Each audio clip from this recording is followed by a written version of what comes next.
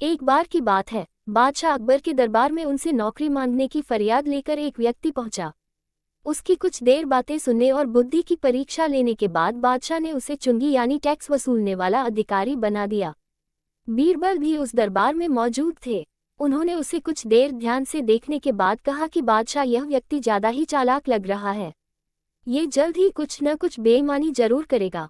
होते होते कुछ समय गुजरा और तब तक उस व्यक्ति ने टैक्स वसूलने का काम पूरी तरह संभाल लिया था। एक दिन बादशाह अकबर के पास एक दो व्यक्ति उस अधिकारी की शिकायत लेकर आए। शिकायतें मामूली थीं, इसलिए उन पर ज्यादा किसी ने ध्यान नहीं दिया। उसके बाद रिश्वत लेने और जनता को परेशान करने के आरोप भी उस अधिकारी पर लगने लगे। इतनी शिकायतें आने पर बादशाह ने सोचा कि इसका तबादला ऐसी जगह कर देता हूँ जहां इसे बेईमानी करने का मौका ही न मिल पाए। इतना सोचते ही बादशाह ने फैसला किया कि उसे अस्तबल का मुंशी बनाया जाएगा। फिर अकबर ने मन में कहा कि अब घोड़ों की लीद उठवाने के काम में ये क्या ही बेईमानी कर पाएगा। वहां मुंशी के पद पर पहुंचते ही उस व्यक्ति ने फिर रिश्वत लेना शुरू कर दिया। उसने सीधे घोड़े की देखभाल करने वालों से कह दिया कि तुम लोग घोड़ों को कम दाना पानी खिलाते हो। इसका पता बादशाह को चला है, इसलिए मुझे लीद को तोलने के लिए भेजा है। अब अगर लीद का वजन कम हुआ तो सबकी शिकायत बादशाह से कर दूंगा। इस तरह से उस मुंशी से परेशान होकर हर घोड़े के हिसाब से उसे 1 रुपये लोगों ने देना शुरू कर दिया। ये बात भी कुछ समय बाद अकबर तक पहुंच गई। उन्होंने मुंशी को सीधे यमुना की लहरें गिनने का कार्य सौंप दिया।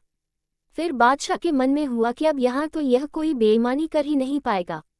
कुछ ही दिनों में जैसे ही वो व्यक्ति यमुना किनारे पहुंचा तो वहां भी उसने अपना दिमाग दौड़ा लिया। वो नाव से सवारी करने वालों को रोक रोक कर कहता कि मैं लहरें गिन रहा हूँ, ऐसे में तुम लोग यहाँ से नहीं निकल सकते हो। इसी जगह पर 2-3 दिन तक रुकना होगा। रोज रोज ऐसी बातें सुनकर नाव चलाने वालों ने अपने कार्य को जारी रखने के लिए उसे 10-10 रुपये की रिश्वत देना शुरू कर दिया। अब यमुना किनारे भी वो व्यक्ति खूब बेईमानी कर रहा था। 1-2 महीने में यह बात भी बादशाह तक पहुंच गई। तभी अकबर ने एक लिखा हुआ आदेश भिजवाया, नाव को रोको मत, जाने दो। वो व्यक्ति चतुर था, उसने बादशाह के आदेश वाले पत्र को नावों को रोको मत जाने दो कर दिया था। इस थोड़ी हेरफेर के बाद उसने अकबर का आदेश वहां टंगवा दिया। आखिर में उससे परेशान होकर बादशाह ने उसे नौकरी से ही निकाल दिया। तभी बादशाह को बीरबल की बात याद आ गई कि ये आदमी बेईमानी जरूर करेगा। तब उनके मन में हुआ कि मुझे उसे पहली गलती में ही कठोर दंड देना चाहिए था। कहानी से सीख, दुष्ट अपनी दुष्टता और बेईमान अपनी बेईमानी कहीं भी जाने पर नहीं छोड़ता है।